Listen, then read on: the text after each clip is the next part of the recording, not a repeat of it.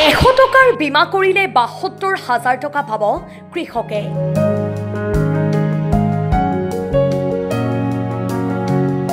বাক্সাৰ ভোগপুৰত প্ৰধানমন্ত্ৰীৰ ফচল বীমা যোজনাৰ সজাগতা সভা। কেন্দ্ৰীয় চৰকাৰে কৃষকৰ কৃষি আয় সুৰক্ষিত কৰাৰ কাৰণে আৰম্ভ কৰিছে প্ৰধানমন্ত্ৰীৰ ফচল বীমা যোজনা আঁচনি। আত্মনিৰ্ভৰশীল কৃষক সফলতাৰ পৰিচয়ক এই মূল মন্ত্ৰ আগত ৰাখি আৰম্ভ কৰা প্ৰধানমন্ত্ৰী ফচল বীমা যোজনাই সকাহ দিছে কৃষকক। বাক্সাৰ ভোগপুৰত ভাৰতীয় ষ্টেট বেংকৰ মুছলপুৰ শাখাৰ উদ্যোগত আৰু বাক্সা জিলা কৃষি বিভাগৰ সহযোগত মঙলবাৰী অঞ্চলটোৰ কৃষকক লৈ অনুষ্ঠিত হয় এখন সজাগতা সভা। গ্ৰামাঞ্চলৰ কৃষকসকলক প্ৰধানমন্ত্ৰী ফচল বীমা সম্পৰ্কে সজাগ কৰাৰ কাৰণে অনুষ্ঠিত সভাত উপস্থিত থাকে শতাধিক কৃষক। খৰাং, বানপানী, কীটপতংগ বা আন প্ৰাকৃতিক দুৰ্যোগৰ ফলত বহু কৃষকেই কৃষি ফচল হেৰুৱাব লগা হয়, যাৰ ফলত কৃষকসকলে লোকচানৰ সন্মুখীন হয়। তেনে পৰিস্থিতিৰ ফলত যাতে কৃষকে লোকচানৰ সন্মুখীন হ'ব লগা নহয়, তাৰ কাৰণে কৃষকসকলে 1 হেক্টৰ কৃষিভূমিত 100 টকা দি কৰিব লাগে ফচল বীমা। কৃষকে প্ৰাকৃতিক দুৰ্যোগৰ সন্মুখীন হৈ কৃষি ফচল চলাব নোৱাৰিলে এই বীমাৰ জৰিয়তে কৃষকে লাভ কৰিব প্ৰতি হেক্টৰ মাটিৰ বিপৰীতে ৭২,০০০ টকা। 1 জুলাইৰ পৰা 7 জুলাইলৈ কৃষকৰ মাজত চলিব প্ৰধানমন্ত্ৰী ফচল বীমা যোজনাৰ সজাগতা সভা। ইয়াৰ দ্বাৰা কৃষকসকল লাভান্বিত হ'ব বুলি আশা কৰা হৈছে। কৃষকসকলক এইটো আমাৰ গোটেই দেশজুৰি আজিৰ পৰা চলিছে সপ্তাহজোৰা প্ৰগ্ৰেম ফচল বীমা সপ্তাহ। আৰু ফচল বীমাটো আমাৰ আজি 2 মাহ আগৰ পৰা চলিয়ে আছে। গতিকে এইটো এটা স্পেচিয়েল এৱাৰনেছৰ কাৰণে দিয়া হৈছে এই সপ্তাহটোত, যাতে অধিক মানুহ আকৌ ফচল বীমাৰ প্ৰতি আগ্ৰহী হয়।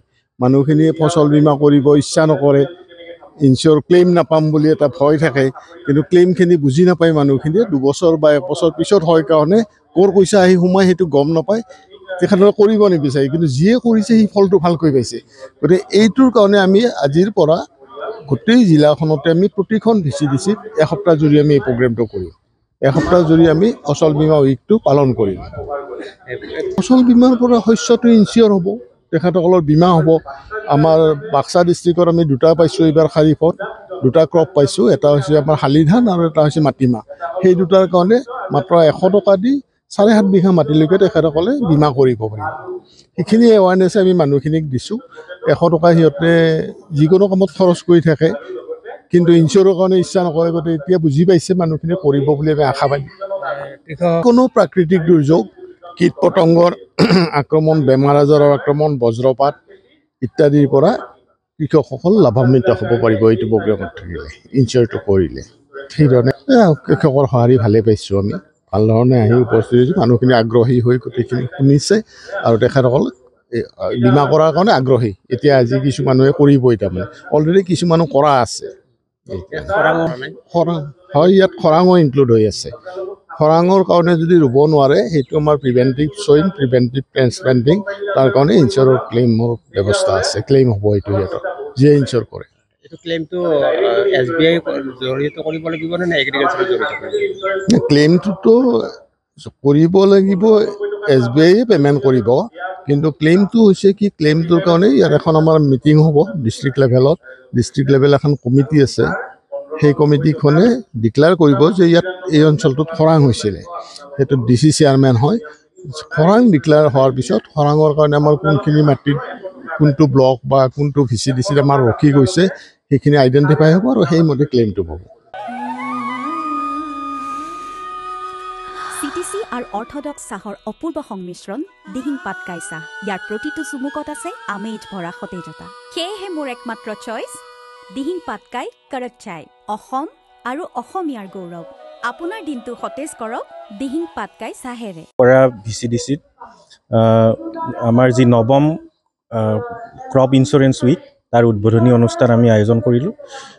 সেই মৰ্মে আমি জিলা কৃষি বিষয়া, লগতে যিসকল কৃষি খণ্ড উন্নয়ন বিষয়া তেওঁলোকক নিমন্ত্ৰণ কৰিছিলোঁ, আৰু আমি আমাৰ ভোগপাৰা অঞ্চলৰ যিখিনি কৃষক তেখেতসকলৰ মাজত এই অনুষ্ঠানটো আমি আয়োজন কৰিছিলোঁ। এই অনুষ্ঠানটোৰ আমাৰ উদ্দেশ্য আছিল কৃষকসকলক ক্ৰপ ইঞ্চুৰেঞ্চৰ বিষয়ে অৱগত কৰা, ক্ৰপ ইঞ্চুৰেঞ্চ কেনেকৈ কৰিব পাৰি, ক্ৰপ ইঞ্চুৰেঞ্চ কৰিলে কৃষকসকলৰ কি ধৰণৰ লাভৱান হ'ব, ক্ৰপ ইঞ্চুৰেঞ্চ কৰিলে কিমান ক্লেইম কৰিলে কিমান টকা তেওঁলোকে পাব পাৰিব আৰু অথবা ইয়াৰ ক্লেইমখিনি কেনেকৈ কৰিব পাৰি সেই বিষয়ত আমি অৱগত কৰিলোঁ। আৰু সেই মৰ্মে আমাৰ অনুষ্ঠান চলি আছে। কৃষকসকলে লাভৱান হ'ব। কৃষকসকলে মাত্ৰ 100 টকা প্ৰিমিয়ামত তেওঁলোকে ইঞ্চুৰেঞ্চটো কৰিব পাৰিব প্ৰধানমন্ত্ৰী ফচল বীমা যোজনা আণ্ডাৰত। 100 টকাত তেওঁলোকে 1 হেক্টৰ মাটিলৈকে তেওঁলোকে ইঞ্চুৰেঞ্চ কৰিব পাৰিব। আৰু যদি আমি ধান খেতিৰ উদাহৰণ লওঁ, ধান খেতিত 100 টকাত তেওঁলোকে 72,300 টকালৈকে ক্লেইম লাভ কৰিব পাৰিব। যদি তেওঁলোকৰ ধৰক খেতি ক্ষতি হয়, ধৰক ক্ষতি কেনেকৈ হ'ব পাৰে, ধৰক বানপানী হ'ব পাৰে বা বহলভাৱে আমাৰ পেষ্ট এটাক হ'ব পাৰে, মানে পোকে খাব পাৰে, বা অথবা আপোনাৰ কি হয় কেতিয়াবা খেতিৰ আমি যি ধৰণে আমি লাভ পাব লাগে সেই ধৰণে লাভ নাপাওঁ, বা যিমানখিনি আমাৰ ফচল হ'ব লাগে সিমানখিনি ফচল নহয়। সেই বস্তুটোও আমাৰ পৰিসংখ্যা বিভাগৰ জৰিয়তে দি ক্ৰপ কাটিং এক্সপেৰিমেণ্ট এটা হয়, সেইটো লেভেলত এইটো ওলাই পৰে ক্ৰপ কাটিং এক্সপেৰিমেণ্ট। যদি ধৰক এটা VCDC অঞ্চলত, আমাৰ BTC এৰিয়াত যিহেতু VCDC হয়, VCDC অঞ্চলত 4টা গাঁৱত আমি 4টা এক্সপেৰিমেণ্ট কৰোঁ। আমি মানে পৰিসংখ্যা বিভাগৰ লগত, এগ্ৰিকালচাৰ বিভাগৰ লগত লগ হৈ ইঞ্চুৰেঞ্চ কোম্পানী।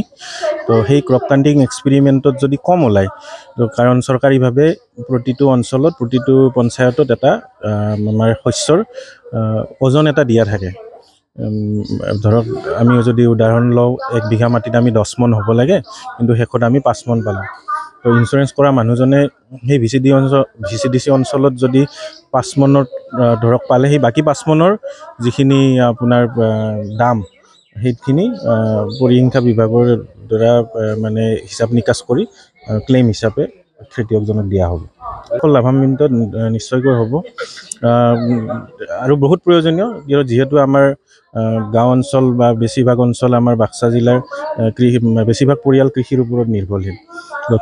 খেতি যদি ভাবামতে তেওঁলোকে ফচল নাপায়, তেতিয়াহ'লে গোটেই বছৰটোৰ কাৰণে কৃষকজনৰ কাৰণে বিপদ আহি পৰে। তো সেইকাৰণে এই ফচল বীমাটো বহুত প্ৰয়োজনীয়। আমি যেনেকৈ বাকী ইঞ্চুৰেঞ্চবিলাক কৰোঁ, আমি মটৰচাইকেল চলাওঁ, মটৰচাইকেল ইঞ্চুৰেঞ্চ কৰোঁ, লাইফ ইঞ্চুৰেঞ্চ কৰোঁ। তো ঠিক তেনেকৈ আমি খেতিটো আমাৰ প্ৰধান বস্তু আমাৰ পৰিয়াল এটা চলাৰ কাৰণে। তো সেইকাৰণে খেতিৰ ইঞ্চুৰেঞ্চটো আমি কৰিব লাগে। SBI জেনেৰেল ইঞ্চুৰেঞ্চ আমি কৰ্মকৰ্তা, মই জিলা প্ৰবন্ধক হিচাপে কৰি আছোঁ বাক্সা নলবাৰী জিলাত। তো আমি SBI জেনেৰেল ইঞ্চুৰেঞ্চে যোৱা ৰবি ছিজনৰ পৰা আমি কাম কৰি আছোঁ এই কৃষকসকলৰ মাজত, কৃষকসকলক এই সুবিধা দিয়াৰ কাৰণে। তো এই যোৱা ৰবি ছিজনৰ পৰা আৰম্ভ কৰি এনেকৈ 3 বছৰ ধৰি আমি তেওঁলোকৰ মাজত আমি বিভিন্ন ধৰণে সহায় সহযোগিতা কৰি। News desk report, Assam time.